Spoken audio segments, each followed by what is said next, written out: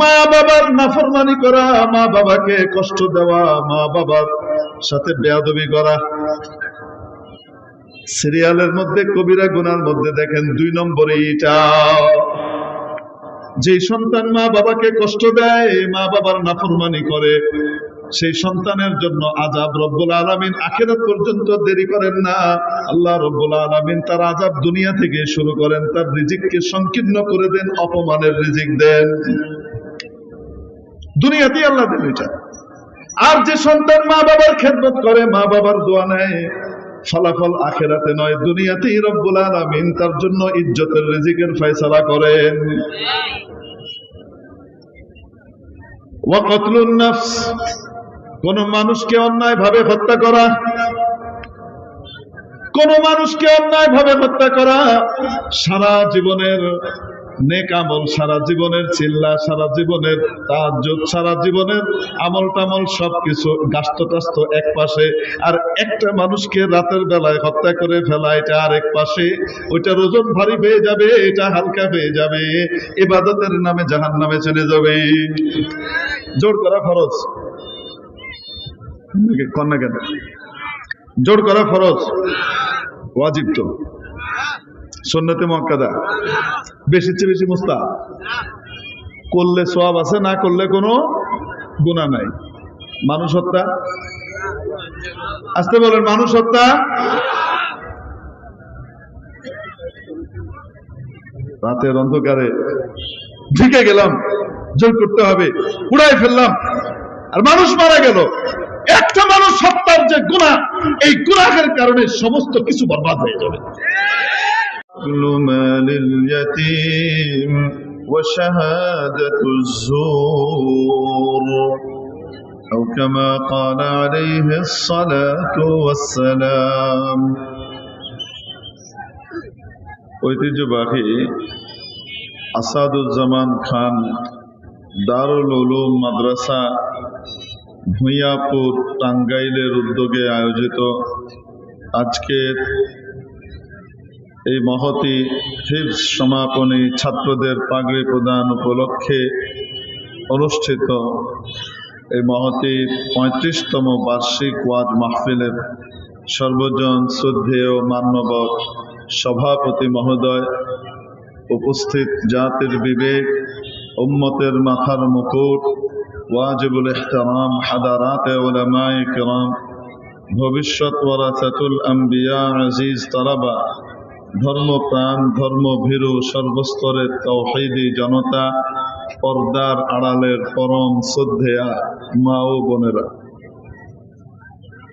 আপনাদের সামনে দয়ার নবী নবীজি মুহাম্মদুর রাসূলুল্লাহ সাল্লাল্লাহু আলাইহি ওয়াসাল্লামের লাখো আহাদিসে মুবারাকার মধ্য থেকে একখানা হাদিস শরীফ পাঠ করেছি। প্রিয় উপস্থিতি, আমাদের একটা ধারণা হলো কিয়ামতের দিন আমল গুনাহ হবে, আমার আমল বেশি হলে আমি পার পেয়ে যাব। অনেক আমল জমায়েত হয়েছে, 5 ওয়াক্ত ফরজ নামাজ তো আছেই, বেতেরও আছে, সুন্নতে মুআক্কাদাও আছে, আবার সুন্নতে জায়েদাও আছে, নফলও আছে, তাহাজ্জুদের নামাজ আছে, ইশরাকের নামাজও পড়ি, আওয়াবিনও পড়ি, বছর বছর কয়েকবার উমরাও করি, আবার মাশাআল্লাহ তাআলা প্রতি বছর পারলে 2 বার হজ করার চেষ্টা করি, সম্ভব না তাই পারি না। তো হজও চলে, উমরাও চলে, এত আমল জমায়েত হয়েছে, দান খয়রাতেরও সীমা নাই। মাশাআল্লাহ, শীত বস্ত্র বিতরণের জন্য, বন্যা হলে তাদের সাহায্যে দাঁড়াবার জন্য, পাশে দাঁড়াবার জন্য সবসময় এগিয়ে আসি। আরো অনেক নেক কাজ করি, 3 চিল্লা দেই, 4 চিল্লা দেই, তারপরে গাশত করি, তালিম করি, মশওয়ারা করি, এমনিভাবে আরো কত নেক আমল করি। নামাজ, রোজা, হজ, যাকাত ইত্যাদি ছাড়াও মানুষকে দিনের দিকে ডাকি। তো এই যে কত আমল আমাদের আছে, এই আমলগুলোর আসার পরে আমাদের কারো কারো একটা ধারণা হয়, এত আমল আছে, আমারে ঠেকায় গেডা, আমি তো পার পেয়ে চলে যাব। দু চারটা বদ আমল যদি গুনাহ টুনা যদি থেকেও থাকে, নেক আমল পরিমাণ এত বেশি, ওটা এমনি পার হয়ে যাবে, ওই গুনাহগুলা তেমন একটা পাত্তা পাবে না। এই জাতীয় একটা ধারণা আমাদের সমাজের মধ্যে ব্যাপক হারে প্রতিষ্ঠিত। মজার ব্যাপার হলো, কিয়ামতের দিন আমলের কোনো গণনা হবে না, আমল কাউন্ট করা হবে না, কার কয়টা আমল, কতগুলো নামাজ, কত কি, এটা গোনা হবে না। কিয়ামতের দিন আমলের ওজন হবে।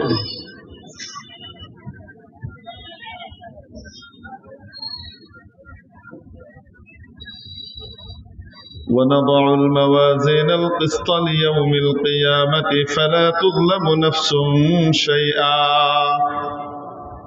কিয়ামতের দিন আমি, আল্লাহ বলছেন, আমি কিয়ামতের দিন ইনসাফের পাল্লা প্রতিষ্ঠা করব, ইনসাফের পাল্লা স্থাপন করব।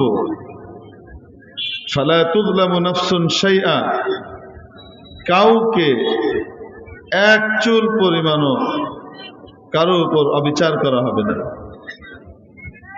কারো উপর এক চুল পরিমাণ অবিচার করা হবে না। তার যা নেক আমলের প্রাপ্য সওয়াব আর বিনিময়, সেখান থেকেও তাকে এক রতিও কম দেয়া হবে না। আবার যে যতটুকু অন্যায় সাজা প্রাপ্য, সেই সাজা থেকে, প্রাপ্য সাজা থেকে এক বিন্দু পরিমাণ বেশিও দেয়া হবে না। হ্যাঁ, আল্লাহ তাআলা চাইলে কাউকে ক্ষমা করে দিতে পারেন, আল্লাহ তাআলা চাইলে কাউকে অল্প আমলেও পার করে দিয়ে দিতে পারেন। এগুলো হলো এক্সেপশন, ভিন্ন জিনিস। তো কিয়ামতের দিন ওজন হবে, আমলের ওজন বাড়বে কিভাবে? নেক আমলের ওজন বাড়বে আল্লাহর সন্তুষ্টি ওটার সাথে সংযুক্ত হওয়ার মাধ্যমে, আর বদ আমলের ওজন বাড়বে আল্লাহর অসন্তুষ্টি কোন আমলের সাথে লেগে যাওয়ার মাধ্যমে। কোন আমলের সাথে যদি আল্লাহর অসন্তুষ্টি যুক্ত হয়ে যায়, বাহ্যিকভাবে সেটা যত বড় নেক আমলই হোক না কেন, কিন্তু ওটার সাথে আল্লাহর অসন্তুষ্টি যুক্ত হয়ে গেছে অন্য কোনো কারণে, তাহলে সেই আমলের ওজন এত বেড়ে যাবে।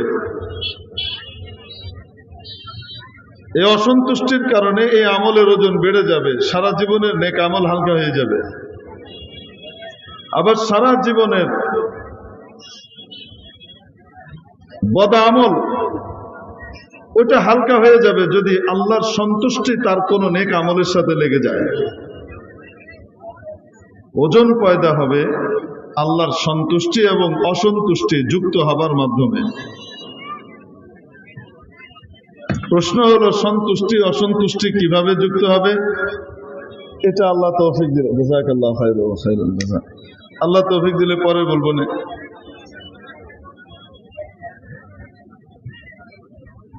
এই জন্য হাদিস শরীফের মধ্যে আসে, সহিহ বুখারীতে এসেছে, যুকিরাত ইমরাআতুন ইনদা রাসূলিল্লাহি সাল্লাল্লাহু আলাইহি ওয়াসাল্লাম, নবীজির সামনে এক মহিলার আলোচনা করা হলো। বিকাসরাতি সালাতিহা ওয়া কাসরাতি সিয়ামিহা ওয়া কাসরাতি সাদাকাতিহা। ইয়া রাসূলুল্লাহ, তার নামাজের শেষ নাই, ফরজ নামাজ তো পড়ে, সারা রাত নফল পড়ে। ইয়া রাসূলুল্লাহ, তার রোজার আধিক্যের কোনো শেষ নাই, রমজানের গুলা তো রাখে, সারা বছরই পারলে রাখে।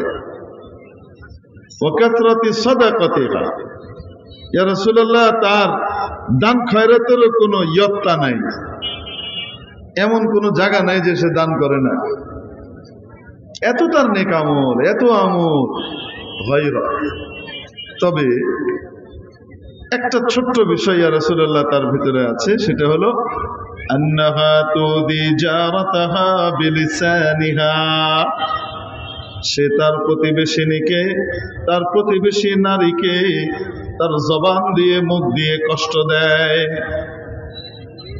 শুধু এই একটা খারাপই, শুধু এই একটা ছোট্ট দোষ, আর তার গুণের কোনো সীমা পরিসীমা নাই, এত এত নেক আমল তার। নবী পাক সাল্লাল্লাহু আলাইহি ওয়াসাল্লাম ফয়সালা করলেন, হিয়া ফিন্নার, এই মহিলা জাহান্নামে যাবে। কি অর্থ? কিয়ামতের দিন তার উভয় রকমের আমল সামনে আসবে। এক পাল্লায় তার সারা জীবনের অধিক সওয়াবের নেক আমল, নামাজ, রোজা, তার দান খয়রাত ইত্যাদি। আরেক পাল্লায় তার প্রতিবেশীকে যে সে কষ্ট দিয়েছে, মুখ দিয়ে বাজে কথা বলেছে, সেই কথাগুলোকে এক পাল্লায় রাখা হবে। এইটার সাথে আল্লাহর অসন্তুষ্টি যুক্ত হয়ে যাবে। ফলশ্রুতিতে এটার ওজন এত বেড়ে যাবে, তার নেক আমলের পাল্লা হালকা হয়ে যাবে। وَأَمَّا مَنْ خَفَّتْ مَوَازِينُهُ فَأُمُّهُ هَاوِيَةٌ وَمَا أَدْرَاكَ مَا هِيَ نَارٌ حَامِيَةٌ। ওজন হালকা হয়ে যাবে, নেক আমল হালকা হয়ে যাবে, ওইটা ভারী হয়ে যাবে। এটা তো সরাসরি বদ আমল, প্রকাশ্য বদ আমল, যেটা চোখে দেখা যায়, যেটা একটা বদ আমল ছিল, এটার সাথে আল্লাহর অসন্তুষ্টি যুক্ত হয়েছে, এটার ওজন বেড়ে গেছে, নেক আমল হালকা হয়ে গেছে। নাসাই শরীফের জিলদে সানিতে এক হাদিস এসেছে, রাসূল পাক সাল্লাল্লাহু আলাইহি ওয়াসাল্লাম ইরশাদ করেন যে কিয়ামতের দিন সর্বপ্রথম 3 ধরনের মানুষের হিসাব নেওয়া হবে। 3 ধরনের মানুষকে কিয়ামতের দিন, সালাসাতুন, এই সালাসাতু আনফার না, সালাসাতু নাফার না, সালাসাতু আনওয়া, আনওয়া মিনান নাফার, এটা ঘড়ি সামনে রাখলে ভালো। 3 ধরনের মানুষকে ডাকা হবে। তার মধ্যে একজন হলেন অনেক বড় দানবীর হবেন, অনেক বড় দানবীর, এমন কোন জায়গা নাই যে সে দান করে নাই। আল্লাহ তাবারাকা ওয়া তাআলা তাকে জিজ্ঞেস করবেন, মনে করাবেন যে এই এই নিয়ামত আমি তোমাকে দিয়েছিলাম, এত নিয়ামত কাউকে দেই নেই, ধন সম্পদ, তুমি এই নিয়ামতের কি মূল্যায়ন করেছ? সে বলবে, ইয়া আল্লাহ, এমন কোন খাত আছে যে খাতে আমি দান করি নাই?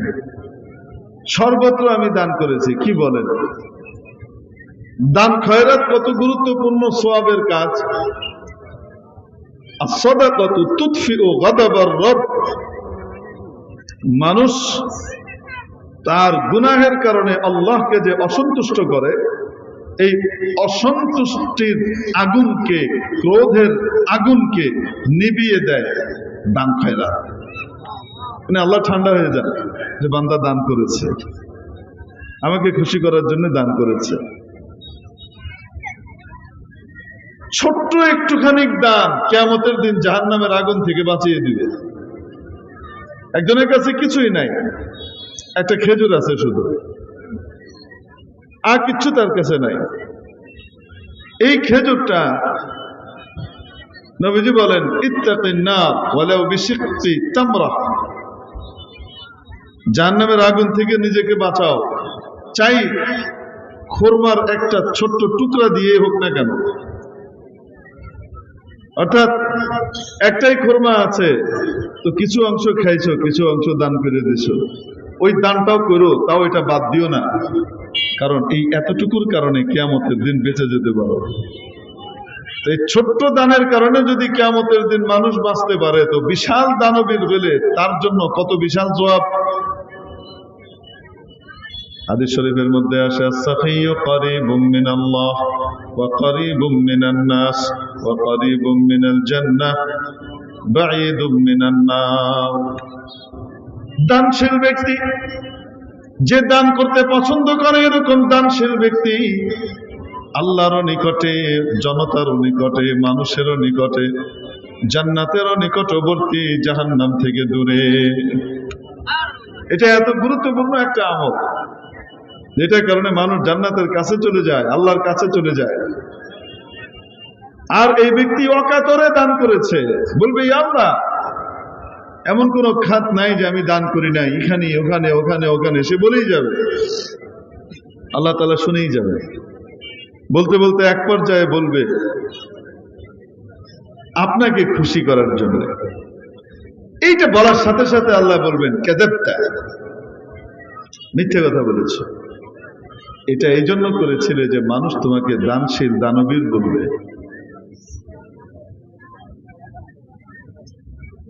এখানে একটা গোপন দোষ, রোগ। বাহ্যিক ভাবে তো ইবাদত, কিন্তু ভেতরগত ভাবে একটা অন্য জিনিস চলে এসেছে, সেটা হলো রিয়া। আল্লাহ ছাড়া অন্য কারো কাছ থেকে অন্য কোনো জিনিস তার কাছে প্রাপ্য হচ্ছে আল্লাহর সন্তুষ্টি ছাড়াও। আল্লাহর সন্তুষ্টির বাইরেও তার এখানে উদ্দেশ্য মানুষের বাহবা, মানুষ তাকে দানবীর বলবে, মানুষ তাকে বড় দানশীল বলবে, তার নামটা মাইকে প্রচার করবে, এটা হবে সেটা হবে। তো আল্লাহ তাআলা বলবেন ফাকাদ কিল, যে উদ্দেশ্যে দান করেছিল তা তো হয়ে গেছে বলা, অতএব এখন তো আর কিছু করার নাই। তার এই দান খয়রাতের সাথে আল্লাহ তাআলার অসন্তুষ্টি যুক্ত হবে। কেন? এই দান খয়রাতের সাথে আল্লাহর অসন্তুষ্টির কাজ, রিয়া ঢুকে গেছে, সুমআ ঢুকে গেছে। ব্যাস ফয়সালা করা হবে, তাকে উপর করে পা ধরে টেনে মুখটা মাটির দিকে দিয়ে টেনে হিঁচড়ে জাহান্নামে ফেলে দেওয়া, এবং সেভাবেই ফেলে দেওয়া হবে। ডাকা হবে একজন বড় শহীদকে। শহীদ আল্লাহর কাছে কি পরিমাণ প্রিয়। ইউগফারু লাহু ফি আউয়ালি দুফাতিন, তার রক্তের প্রথম ফোঁটাটা জমিনে পড়ার আগেই তার সব গুনাহ মাফ করে দেওয়া হয়। কিয়ামতের দিন কারো গায়ে কাপড় থাকবে না, আমাদের শহীদের গায়ে শুধু কাপড় থাকবে। শহীদ কাপড় সহ উঠবে। শাহাদাতের সময় তার যে অবস্থা ছিল, যেমন ছিল, ওইভাবেই সে উঠবে। তার ক্ষতস্থান থেকে ফিনকি দিয়ে রক্ত বের হবে, তাজা খুন বেরোতে থাকবে। লাউনুহু লাউনুদ্দাম, নবীজি বলেন যে পদার্থটা বের হবে দেখতে ওইটা রক্তের মতোই, কালারটা হবে রক্তের, কিন্তু রক্তের একটা দুর্গন্ধ আছে না নাই? কোরবানির জানোয়ার জবাই করার 2 দিন পরে দেখেন এলাকায় আগুন যায়নি, গন্ধ আছে না নাই? শুকাইলে তো গন্ধ আছে, তাজা রক্তেরও একটা গন্ধ আছে। সে গন্ধ খুব সুবিধার গন্ধ না। নবীজি বলেন লাউনুহু লাউনুদ্দাম, যা বের হবে সেটার কালার তো হবে রক্তের কালার। ওয়া রিহুহু রিহুল মিস্ক, কিন্তু তার সুঘ্রাণ হবে মৃগনাভের চেয়েও বেশি। সুঘ্রাণে চারিদিক মাতোয়ারা হয়ে যাবে। মাওলার সামনে গিয়ে তাদাল্লুল করবে, নখরা করা যেটাকে বলে, মান অভিমান করা। শহীদের সাথে মাওলার সম্পর্ক এত বেশি হবে, সে ব্যক্তি মান অভিমান করবে। যারা নিরপরাধ মানুষগুলোকে রাতের আধারে শহীদ করে দিল, তারা মনে করলো সাময়িক জিতেছে, জিতে নাই, জিতে নাই, দুনিয়াও শেষ, আখিরাতও শেষ, ঠিক কিনা?